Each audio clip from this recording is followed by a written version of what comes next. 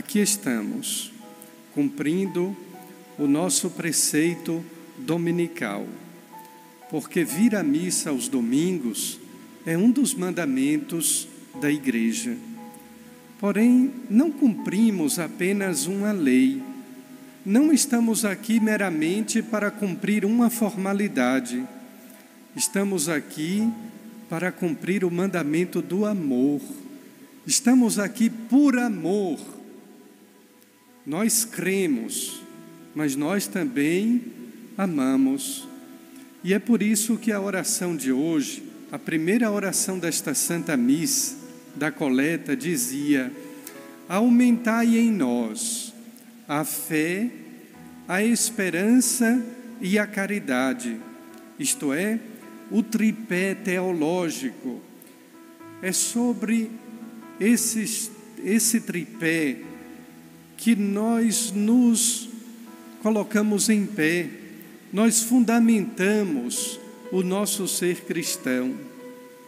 Mais ainda, a oração é tão bela, embora simples e sintética. O sacerdote, o presidente da celebração, pede, em nome de todos, não apenas que nos aumente a fé, a esperança e a caridade, mas pede também: dai-nos amar o que ordenais. Mandamentos não são sugestões. Mandamentos não é uma guia de autoajuda. Mandamento é mandamento, é lei, é ordem.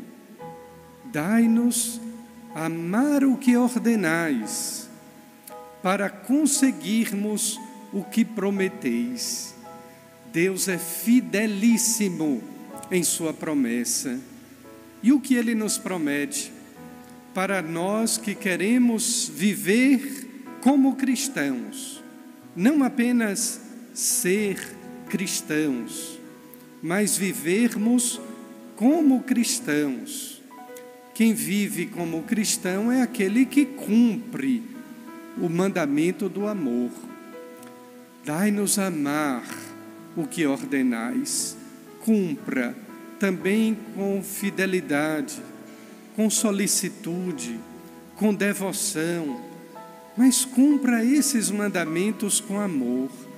Ame o que Deus lhe ordena, ame o que Deus lhe pede. E nós todos, se assim o fizermos, conseguiremos o que Ele nos promete. E Ele nos promete a vida eterna.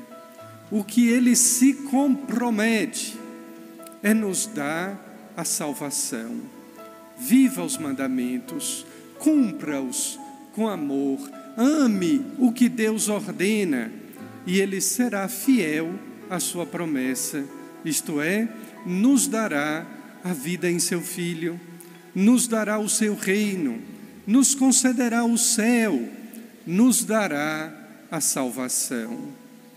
O Evangelho de hoje é esta síntese. Quando alguém, ouvindo que os fariseus e saduceus tinham se admirado do que Jesus lhe dizia, mais uma vez, retomando o Evangelho de domingo passado, quando tentavam colocar Jesus à prova, colocando para ele uma armadilha, novamente colocam Jesus em xeque, em prova. Tentam colocar a armadilha com a qual Jesus deveria cair. Perguntam-lhe a respeito daquilo que é mais importante na vida do judeu. Jesus não é apenas um sábio, queridos irmãos. Jesus não somente é capaz de oferecer aos seus interlocutores uma resposta inteligente. Jesus é Deus, verdadeiramente homem, verdadeiramente Deus. Jamais esqueçamos desse fundamento. A resposta de Jesus é uma resposta de Deus. Por isso que a sua palavra é palavra de Deus. A resposta de Jesus é divina. Ele vai lá no Antigo Testamento, no Pentateuco, os 5 livros mais importantes do povo judeu. Mais ainda, ele vai ao fulcro, ao cerne, à essência daqueles 5 livros que possuíam 613 leis que Moisés oferecia ao povo para viver. Grande parte daquelas leis eram negativas. Não faça isso, não faça aquilo, não deixe de cumprir isso. Jesus toma como princípio a Shema, a oração que o povo judeu rezava todos os dias, pelo menos 3 vezes ao dia. A palavra Shema significa escuta, porque foi assim que Deus se dirigiu a Moisés e ao seu povo. Escute, abra o ouvido do seu coração, tome consciência, não terás outros deuses. E por isso São Paulo, na segunda leitura, nos dizia de quantas vezes nós adoramos falsos deuses. De quantas vezes em nossa vida nós substituímos Deus. Nós colocamos outras coisas no lugar de Deus. O princípio, portanto, é esse: escute, abra o ouvido do seu coração, não terás outros deuses. Escuta, Israel, o Senhor é o único Deus. E por isso Jesus faz uma lembrança ao trazer novamente a Shema e sintetizar os mandamentos em 2. O primeiro, o primeiríssimo e o maior mandamento é esse: ame a Deus. Ame a Deus. Não se pode amar dando de ombros, fazendo de conta que Deus não nos fala. Não se pode amar dando as costas, ignorando a presença de Deus, desprezando a sua palavra, relativizando os seus mandamentos, como a sociedade moderna faz. Se nós queremos amar, precisamos aprender a amar a Deus, porque Ele nos ama primeiro.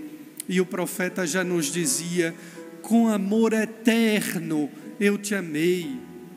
É Deus que nos ama primeiro. E se nós não nos sentirmos amados por Deus, seremos mendigos, mendicantes do amor alheio. Por que tanta gente carente? Por que tantas pessoas vazias de amor, pedindo amor como se fosse uma esmola?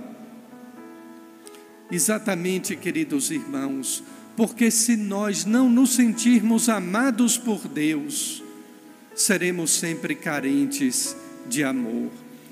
E o amor de Deus é revelado na cruz, explicitamente derramado gota por gota de sangue divino por amor à humanidade.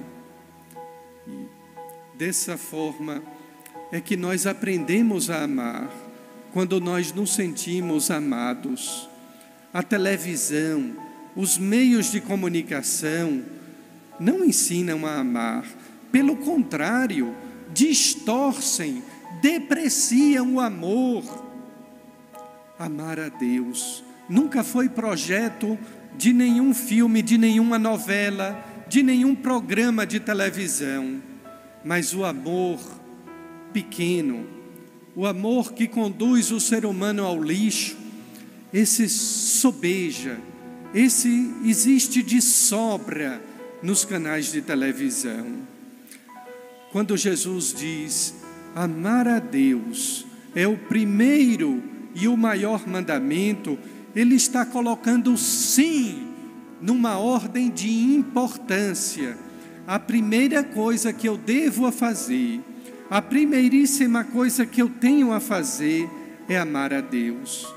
Porque se eu sinto-me amado por Deus, eu terei amor de sobra também, não apenas para correspondê-lo, porque o amor de Deus não é de reciprocidade, mas de circularidade.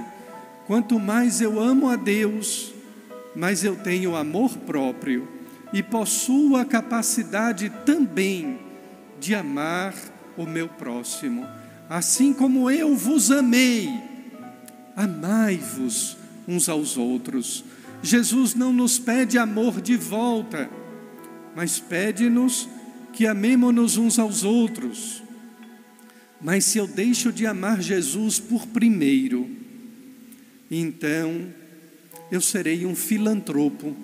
Eu vou amar as pessoas apenas por altruísmo. E quantas vezes os ateus pós-modernos querem nos convencer disso? Veja ali aquela pessoa, é tão boazinha, faz tanta caridade, ama o próximo, distribui tudo o que tem. Mas se esse amor não for oriundo, não for proveniente de Deus, e por isso, primeiro eu preciso crer, para também amar. E aqui faço um parênteses. Nos evangelhos, sobretudo no evangelho de São Marcos, os demônios também, eu dizia ontem no programa de TV, os demônios têm fé, eles reconhecem a Jesus, eles sabem quem é Jesus. Eu sei quem tu és o Filho de Deus. Porém, os demônios não sabem amar, sabem quem é Jesus, mas são incapazes de amá-lo, porque demônio não ama, demônio odeia, demônio não vive de amor, demônio vive de ódio, e o ódio não é a outra face do amor, é a outra face do anticristo, do antideus, daquele que não sabe amar. Jesus continuava aos seus interlocutores dizendo-lhes: amar a Deus é o primeiro e o maior mandamento. Amar ao próximo como a si mesmo. Amar a Deus de todo o coração, isto é, com toda a sua vontade, com todo o teu entendimento, não apenas com a racionalidade, mas também com força. E amar ao Senhor com toda a sua alma, isto é, com toda a sua vida, com toda a sua totalidade. Ame a Deus, dando a Ele tudo, todo o amor, todo o coração, toda a vontade, toda a razão, porque quem ama dá tudo. Pergunte isso a uma mãe. Mãe é capaz, inclusive, de dar a vida pelo seu filho. Quem ama, dá tudo. E o amor de Deus é exigente. Ser cristão não é para qualquer um. Ser cristão não é para covardes. Ser cristão é para aquele que é capaz de dar tudo. Porque Deus nos pede tudo. E Ele não apenas quer tudo em nossa vida, mas Ele nos quer. Dê tudo. Dê tudo a Deus. Mas dê também a você mesmo. Dê a você por inteiro. Não ofereça a Deus o resto. Não ofereça a Deus a metade. E domingo passado eu recordava, Deus nos oferece 24 horas de dia. A cada dia, quanto tempo a gente oferece a Deus? 1 hora no domingo.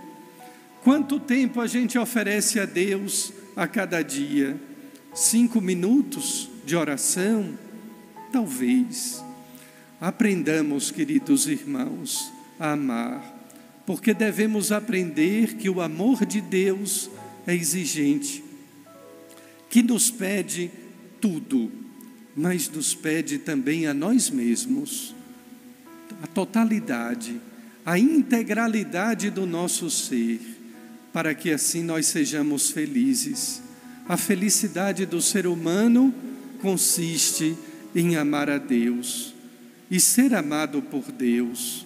Por isso que o ser humano que ama, o homem e a mulher que amam a Deus, amam a sua família, sabem amar a sua esposa, sabem amar o seu marido, sabem amar os seus filhos, sabem amar os seus colegas, os seus amigos, porque o amor é o fundamento, é a essência de Deus. E é desta maneira que Deus também nos pede a devoção, nos pede tempo, nos pede oração, nos pede, enfim, tudo que temos, tudo que somos. Que evangelho bonito, mas que oração tão sábia esta da igreja, para sintetizar em 3 linhas todo um projeto de vida cristão. Deus, que nos inspirais a viver na fé, na esperança e na caridade, dai-nos amar o que ordenais, para que um dia tenhamos o que prometeis. Amém.